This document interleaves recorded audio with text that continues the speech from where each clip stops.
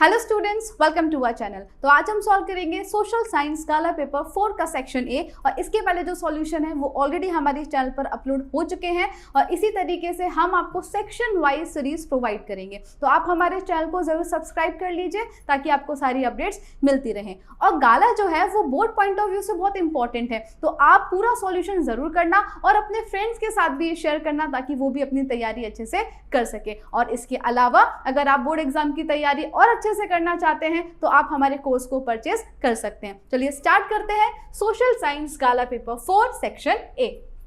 Section A जैसे कि आपको पता है 24 मार्क्स का होता है और आपका टारगेट क्या है कि 24 आउट ऑफ 24 स्कोर आपको करने ही हैं। ठीक है, चलो अब सबसे पहले इसमें आता है match the following pairs correctly. First device of ancient India क्या है? पॉटर्स व्हील, और इसको one of the greatest invention of ancient India भी कहते हैं। कुतुब मीनार कहाँ पर है? दिल्ली में है। सुंदरवन डेल्टा या सुंदरवन कहाँ पर है? तो वेस्ट बंगाल में है। Then huge reserve of mica कहाँ पर? मस्कोवाइट। अब यहाँ पर थोड़ा मिस्टेक ये है कि माइका का ह्यूज रिजर्व कहाँ है ये टेक्स्ट बुक में नहीं दिया है, लेकिन माइका का एक टाइप है जिसका नाम है मस्कोवाइट, इसका ह्यूज रिजर्व इंडिया में मिला है, इस वजह से ये करेक्ट आंसर होगा ह्यूज रिजर्व ऑफ माइका। तो कौन से टाइप का माइका? मस्कोवाइट। उसके बाद बात करें तो Indian state that produces maximum solar energy, तो हमारा Gujarat. Maximum solar energy produce करने वाला स्टेट है गुजरात। आगे बढ़ते हैं, state whether the following statements are true or false। तो सबसे पहला है there are 4 groups of caves in Junagadh, तो आंसर क्या होगा? फॉल्स, क्योंकि 4 ग्रुप नहीं है, 3 ही ग्रुप हैं। ओके चलो now Rajatarangini is the first historical book of India. Chapter 4 से ये क्वेश्चन है जिसमें मैं आपको बता दूं ऐसा लिखा हुआ था कि कश्मीर में 2 हिस्टोरिकल बुक्स बनी। पहली है सोमदेव की कथा सरित सागर और दूसरी है कलहना की राजतरंगिनी। और उसके बाद जो स्टेटमेंट लिखा है वो है कि these are the first historical book of India. इस वजह से Rajatarangini is the first historical book of India, तो आंसर क्या होगा? ट्रू होगा। Then with the ever increasing number of vehicles on the road, the chances of road accident have decreased। ये जो number है, नंबर ऑफ व्हीकल्स यानी कि road पर, वो बढ़ते ही जा रहे हैं, तो उसकी वजह से जो एक्सीडेंट होने के चांसेस हैं वो कम हो गए। ये तो उल्टा लिखा है, जबकि एक्सीडेंट होने के चांसेस जो हैं वो बढ़ गए। तो आंसर क्या होगा? यहाँ पर फॉल्स आएगा, आप इसको करेक्ट कर लेना। Answer is false. रोड पर नंबर ऑफ व्हीकल्स बढ़ने की वजह से जो एक्सीडेंट के चांसेस हैं वो बढ़ गए, ना कि कम हो गए। यहाँ पे लिखा है कि डिक्रीज हो गए, तो आंसर क्या होगा? फॉल्स। चलो next, the Gujarat government has made provision of 33% reservation for women in government job. तो गवर्नमेंट जॉब में गुजरात गवर्नमेंट ने उनका जो रिजर्वेशन है वो 33% कर दिया है वुमेन का, तो आंसर इज ट्रू। फिर India is a non communist and secular country. China है कम्युनिस्ट, इंडिया कम्युनिस्ट नहीं है, और इंडिया एक सेक्युलर कंट्री भी है, तो ये स्टेटमेंट हो जाएगा ट्रू, कोई गलती नहीं है इसमें। चलो आगे, fill in the blanks with correct alternative। The government of India has declared some important dash places as national monuments। तो national monuments किन places को declare किया गया है? तो ऐसी places जो historical point of view से important हो, तो historical places।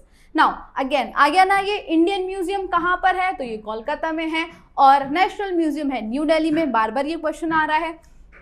फिर dash is or are the main source of surface water. अब यहाँ पे बात हो रही है main source of surface water, तो जब भी आप सरफेस वाटर देखो तो आंसर क्या लिखोगे?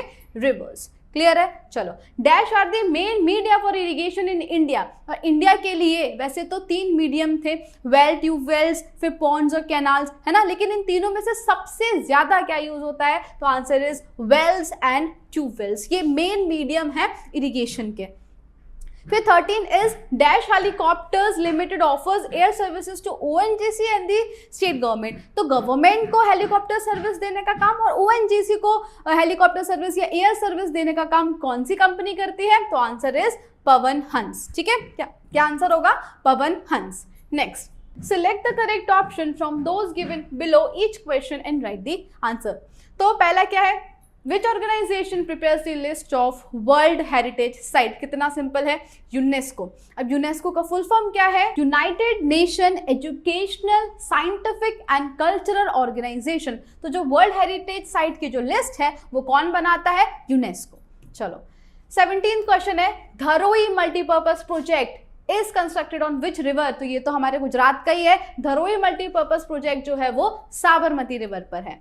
फिर आता है which correct option correctly arranges the multipurpose project from north to south. अब नॉर्थ की अगर बात करें तो मल्टीपर्पज प्रोजेक्ट जो है वो शुरू कहाँ से होते हैं, सबसे बेनिफिशियरी जो स्टेट्स है वो पंजाब है ना। तो इसमें से कौन सा ऐसा है जो पंजाब का बेनिफिशियरी स्टेट है, तो देखो आपको याद होगा कि भाखड़ा नंगल प्रोजेक्ट का बेनिफिशियरी स्टेट पंजाब है, तो सबसे ऊपर तो ये आ गया। अब उसके बाद देखो यहाँ पर भी भाखड़ा नंगल है और ऑप्शन डी में भी है, तो इन दोनों में से कोई आंसर होना चाहिए। जैसे ही हम थोड़ा आगे गए तो यहाँ लिखा है नागार्जुन सागर, नागार्जुन सागर तो साउथ में आ गया, हमको तो लाइन वाइज जाना है, तो यहाँ से ऑप्शन कट हो जाता है। तो आंसर क्या होगा, ऑप्शन डी। सबसे पहले आएगा भाखड़ा नंगल पंजाब, फिर चंबल वैली एमपी, फिर नर्मदा गुजरात और लास्ट में नागार्जुन सागर आंध्र प्रदेश, यानी कि एकदम साउथ में। क्लियर? तो करेक्ट ऑप्शन इज डी। हमने कैसे अरेंज किया, फ्रॉम नॉर्थ टू साउथ। अब याद रखना आपको क्वेश्चन उल्टा भी पूछ सकता है कि आप साउथ टू नॉर्थ अरेंज करो, और यही रीजन है कि आपको स्टेट्स भी याद रखने पड़ेंगे।